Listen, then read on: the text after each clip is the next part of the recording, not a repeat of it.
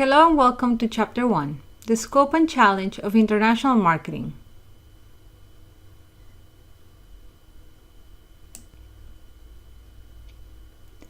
Our learning objectives are the benefits of international markets, the changing face of U.S. business, the scope of the international marketing task, the importance of the self-reference criterion in international marketing, the increasing importance of global awareness, and the progression of becoming a global marketer.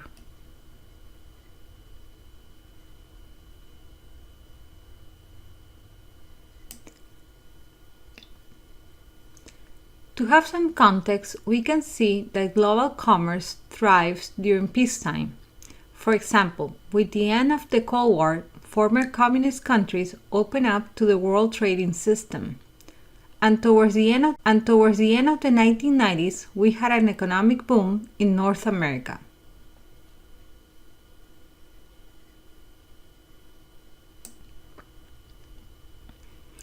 International trade is important, and the lack of consistent and predictable trade policies can lead to tension. Many world events can affect trade, such as company scandals and layoffs, wars and political unrest, natural disasters, financial and economic disruptions, populist development. For example, UK break with the European Union via Brexit, or the populist candidates like Donald Trump in the US.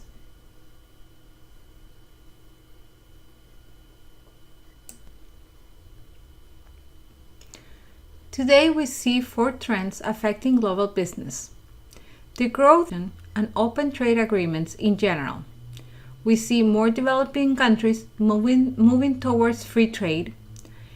We also see internet, cell phones, and network communications, and a desire to preserve the environment.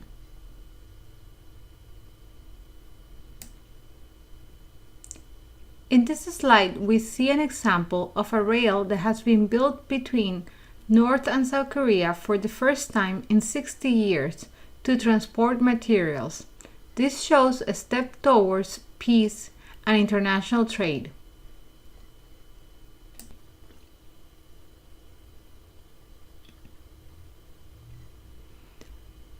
As the globalization of markets increases, there are more foreign customers, competitors, and suppliers, meaning competition comes from domestic and foreign firms.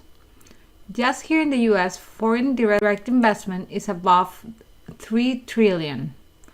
For example, we have Honda, BMW, Mercedes-Benz, LG Electronics, Frigidaire, 7-Eleven, Ben & Jerry's, The Wall Street Journal, Pearl Vision, Universal Studios, RCA, Holiday Inn, Waldorf Astoria, and many more.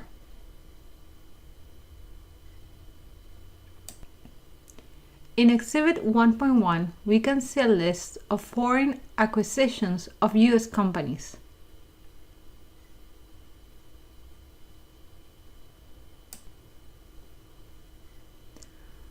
With the NAFTA agreement, we can also see that two main brands from Mexico came to the U.S., Gigante Supermarket and Grupo Bimbo. Grupo Bimbo also bought a few companies in the U.S., among those Weber's and Sara Lee.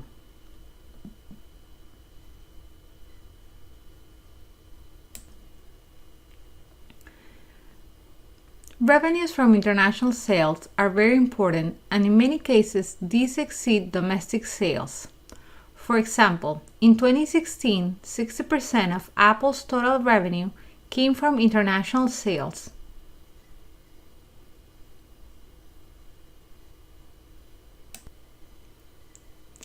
In Exhibit 1.2, we can see U.S. companies with their total revenues and the percentages of the revenues that come from outside the U.S.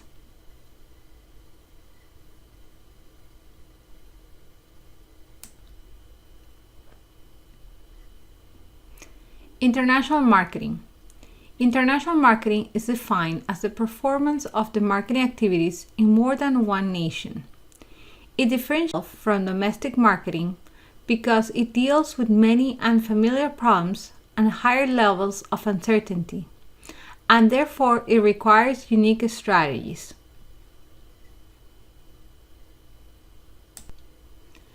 Uncontrollable uncertainty.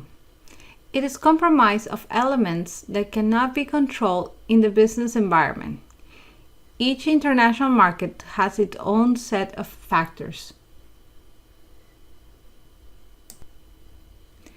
Exhibit 1.3 is a very good summary of all the elements that a firm may control or not in a market.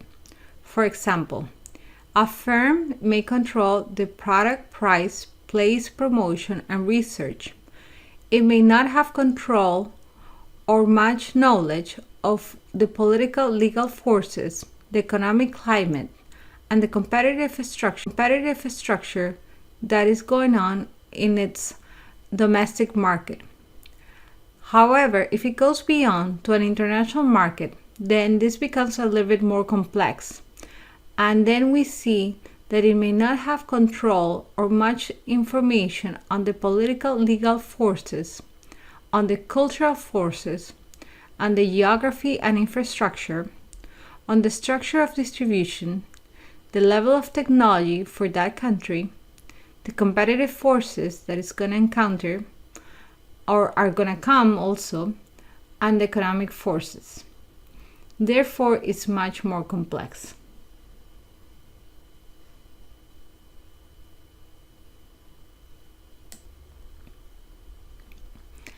A marketing program is designed for optimal adjustment to uncertainty.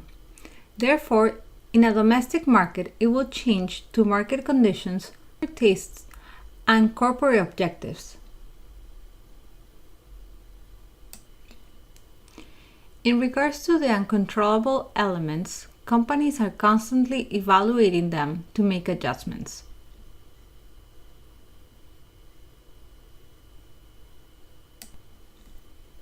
The domestic environment and controllables are political and legal forces, economic climate, and the competition.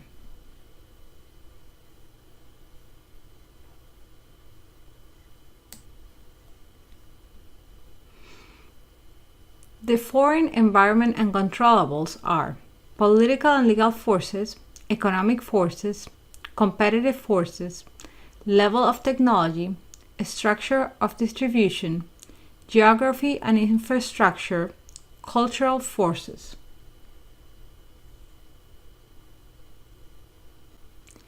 Here we have a Citibank branch in Brazil. During the 2008 economic crisis, their China, India, and Philippines operations proved to be very resilient.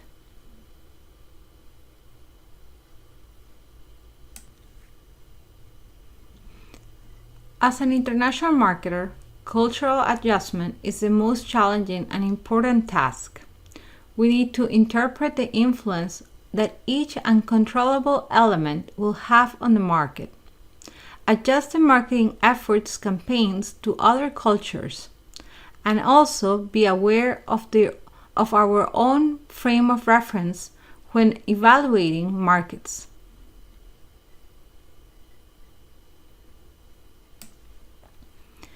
Now, let's look at the self-reference criterion and ethnocentrism. Self-reference criterion, or SRC, is an unconscious reference to our own cultural values, experiences, and knowledge. It is problematic when used as the basis for decisions. Ethnocentrism is the belief that one's own country culture is the best. It is most problematic when affluent countries work with less affluent ones.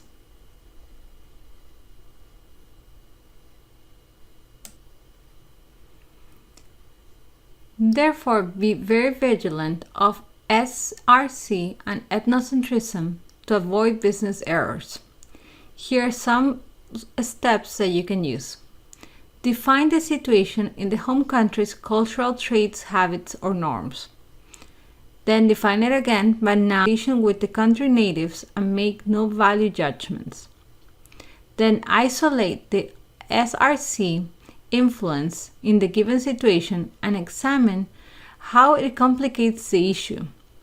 Redefine the situation without the SRC and solve for the best solution.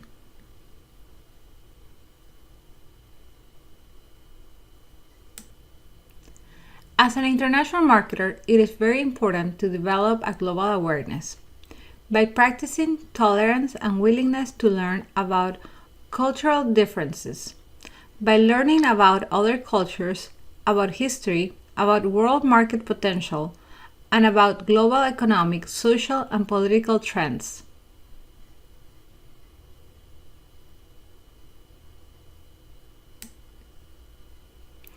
The main characteristics of the companies that go to foreign markets quickly are high technology and/or marketing-based resources. They tend to have smaller home markets and larger production capacities. They have managers who are well networked internationally.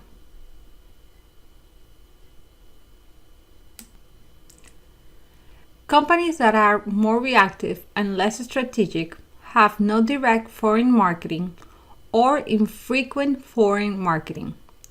Companies that are more involved in strategic planning have regular foreign marketing, international marketing, or global marketing.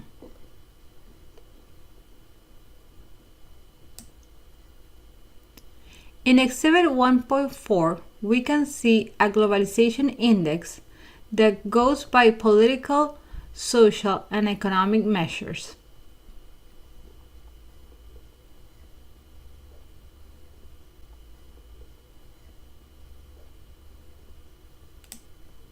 Thank you for your time, and here's some extra information for Exhibit 1.3 and Exhibit 1.4.